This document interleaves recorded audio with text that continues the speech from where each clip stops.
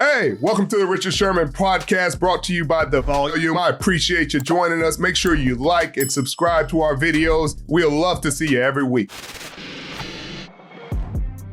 Welcome back to the Richard Sherman Podcast. My goodness, Mitchell, Super Bowl?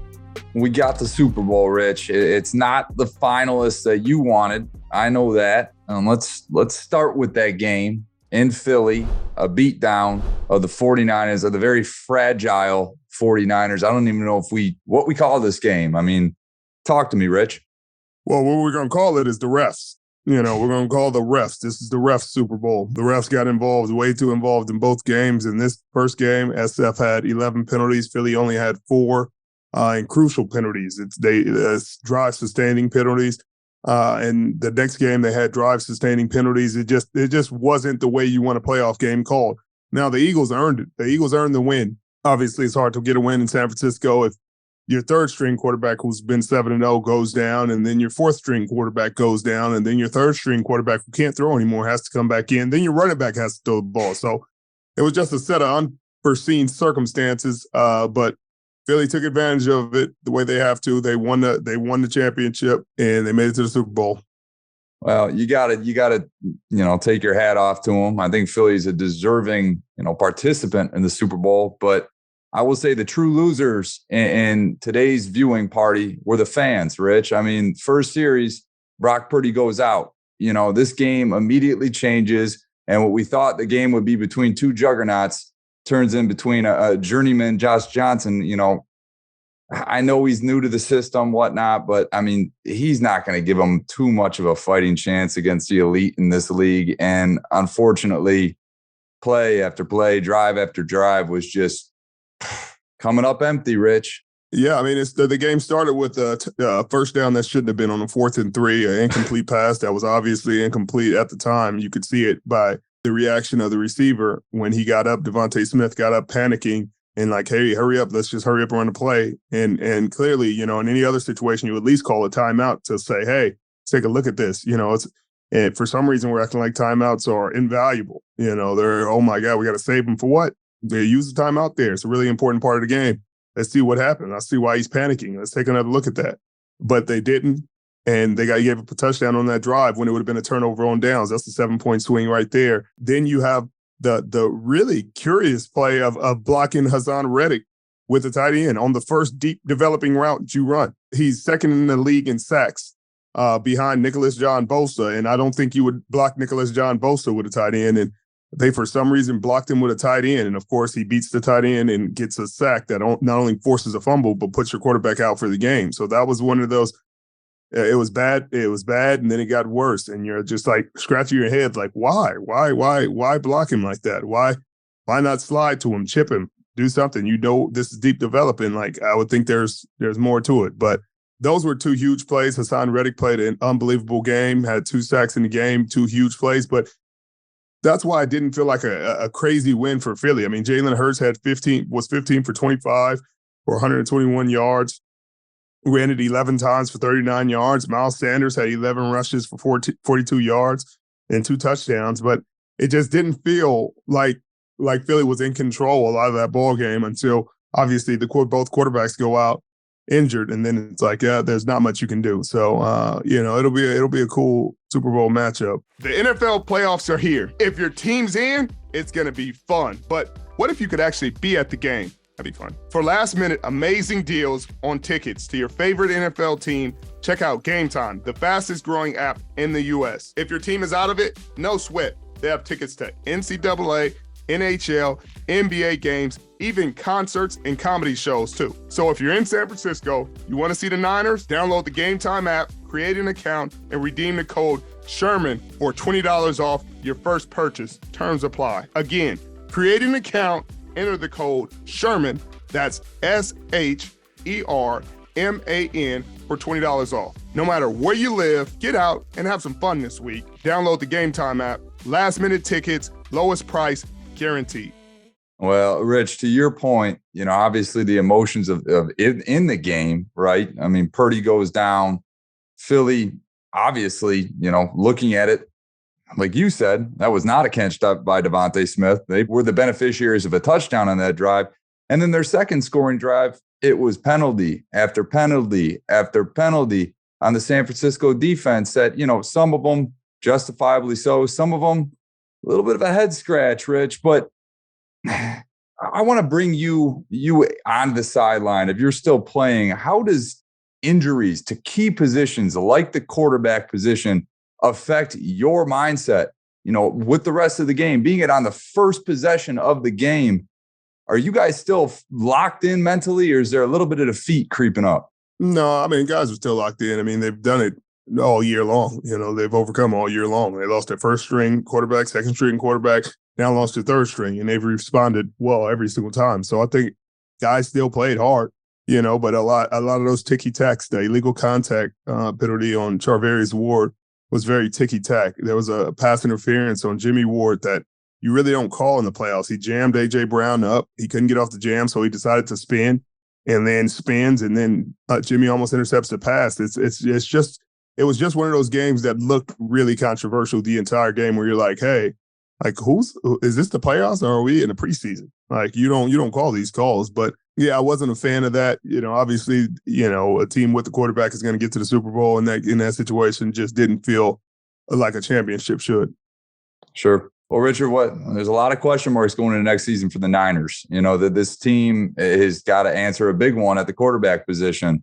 I know we liked what we saw with Brock down the stretch, but is he the guy going forward in the next season, or are you taking a peek at other options like Tom Brady? I don't think anybody's taking a peek at Tom Brady. Not on this side. I think they'll go with Brock Purdy to start the quarterback to start the season. Obviously, they'll treat Trey Lance like a starter as well and get him prepared, because obviously they're going to need multiple quarterbacks. They got to figure out what they're going to do at the right tackle position. Mike McGlinchey is a free agent, and maybe they'll try to bring him back, or maybe they go another direction at that position. That's a huge question mark. They got to pay Bosa. So, there's some things that need to be done this offseason, but it was just an unfortunate way things happen. Even so, you would have loved to see the game finished with the third string quarterback, at least him healthy and having a shot. Without him having a shot, it is a bad culmination thing.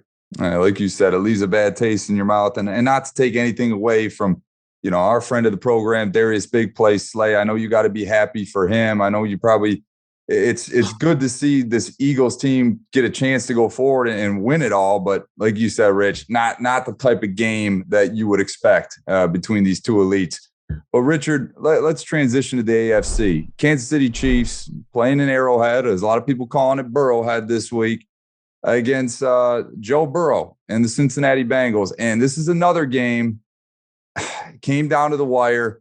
Big penalty call at the end. Huge blunder by Joseph Osai at the end there, which I'm sure he's beating himself up bad.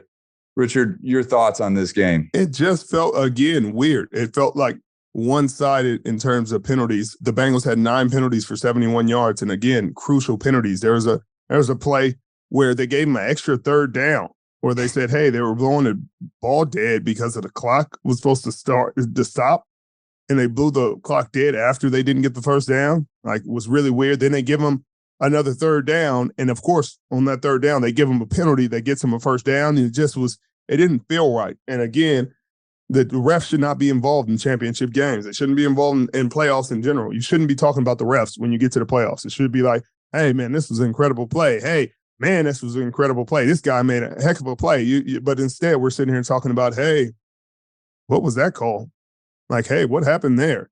And there were 2 missed holding calls on that same play. So it's like, hey, like they held 2 players and no call. And then, of course, you make the call where Burrows gets pushed out of bounds. But if you make the holding calls, then they negate each other and you replay the downs. And you just hate to see games decided like that. It doesn't feel as earned. I hate the way it happened. I'm not a fan of the way the league let this one go down. None of them refs, I can't say none of them, but, those refs should not have a playoff game again, both for both games.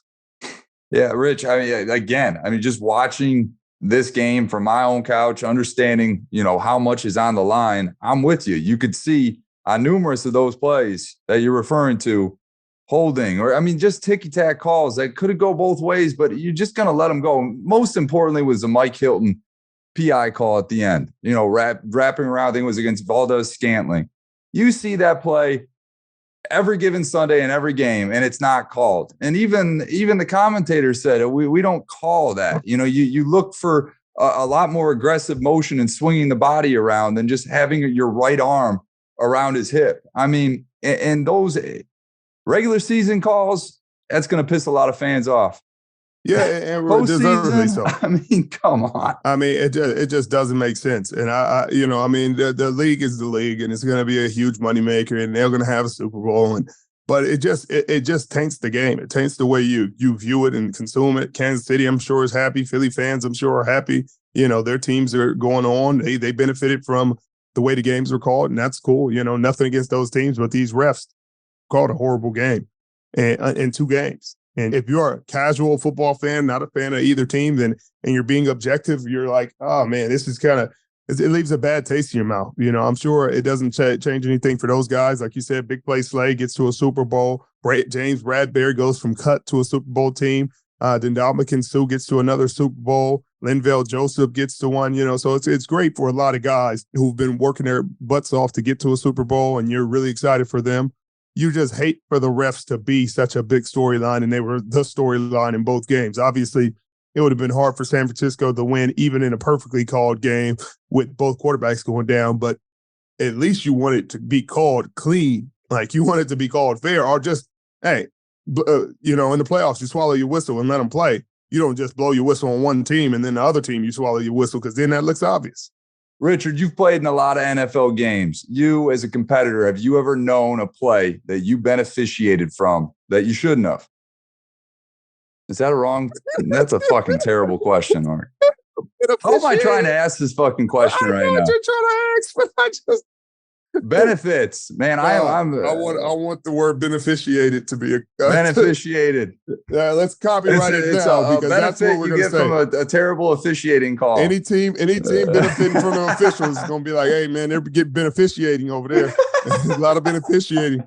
Beneficiary of a bullshit call. The only one I can think of is the Fel Mary, where Golden caught it, didn't catch it against Green Bay, and that was the replacement ref. So you're like, yeah, well, that's why. And then after that, they brought the real refs back. But these ones felt like replacement refs. You're like some of those calls. You're like, did Buffalo Wild Wings call in to stop the game and to get involved? Because that didn't look like a pass interference. That didn't look like a holding. And then the plays that look like a holding, you're like, oh, that's a holding right there. And you're like, oh, you guys aren't calling that right there in front of the quarterback while he's swimming.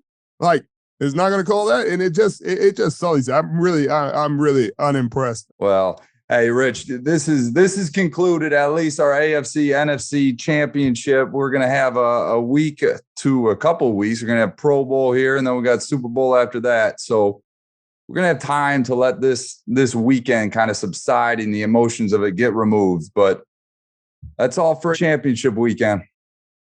Appreciate you guys joining us. Sorry you guys had to watch that beneficiated game. It's unfortunate. Congratulations to the Eagles and the Kansas City Chiefs. We'll see you next week.